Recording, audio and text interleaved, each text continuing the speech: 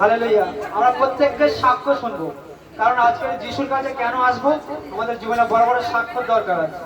তাই ওই দিদি কোথা থেকে এসেছে নাম ঠিকানা বলুক, আর আজ কেন এখানে আসতে পারলো সেটাও প্রভু দয়াতে তিনি বলবেন। আমি দীঘা থেকে এসেছি, পিউ ঘোড়াই। আমার আগে খুব শ্বাসকষ্ট হতো, 4 বছর ধরে প্রচুর শ্বাসকষ্ট হতো। এবার আমি মাসের মধ্যে কোনোদিনও ভালো থাকতাম না, সবসময়ের জন্য ডাক্তারখানায় ভর্তি হয়ে যেতাম। এমনকি আমার হাতে চ্যালেঞ্জ করতো, হাতটা পুরো ছাড়া হয়ে গেছিল।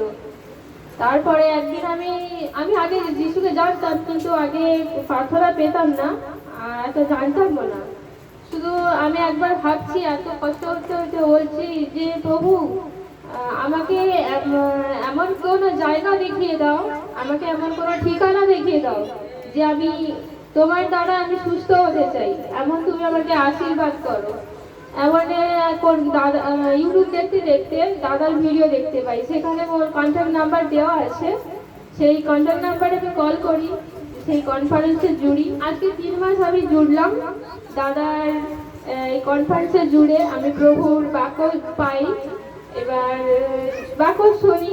তারপরে সেই 3 মাস থেকে আমি এত সুন্দর আছি, খুব সুন্দর আছি, যে ডাক্তারের কোনো ওষুধও খেতে হয়নি, ডাক্তারের পাশে যেতেও হয়নি, এমনকি আমার চ্যালেঞ্জ করতেও হয়নি, শুধু প্রভুর দয়ায়।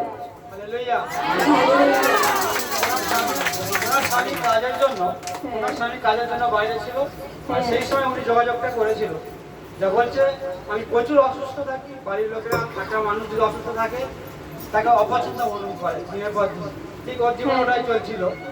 তো বলছিল আমার স্বামী বলেছে এসে এবারে কটকে ডাক্তারখানায় নিয়ে যায়, মানে আশপাশের ডাক্তারখানা অনেক দেখিয়েছে, কিন্তু আবার দূরে ভালো ডাক্তারের কাছে নিয়ে যাবে।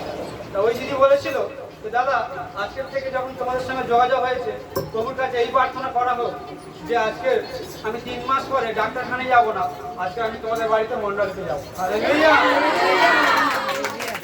তাই শুধু 3 মাস পরে সুস্থ হয়ে আসেনি, আজকে ওনার সেই আজমা শ্বাসকষ্ট নেই, কারণ একটু আগে যে পদযাত্রা হয়েছে প্রত্যেকে ওই দিদিভাই ছিল তো, উনি ওনার ছেলেকে সঙ্গে করে নিয়ে হাঁটছিল, দেখেছো তো? তাহলে যার শ্বাসকষ্ট থাকবে, সমস্যা থাকবে, সেই বাচ্চাকে কোলে নিয়ে হাঁটতে পারবে? এমনও সময় ছিল আমি একা হাঁটতে পারতাম না। এছাড়া আরো একটা সমস্যা ছিল হাতের মধ্যে ব্যথা ছিল, চ্যালেঞ্জ করে করে আমার হাতটা ছাদা হয়ে গিয়েছিল, এমনকি আমার শিরা ব্যথা ছিল, আমি কিছু করতেই পারতাম না এই হাতটায়। এখন খুব সুন্দর আছে। পিতা পরমেশ্বরের ধন্যবাদ। আজকে আপনিও বিশ্বাস করুন প্রভুর ওপরে, প্রভু সবকিছু পারে, শুধুমাত্র বিশ্বাস করুন। আমেন।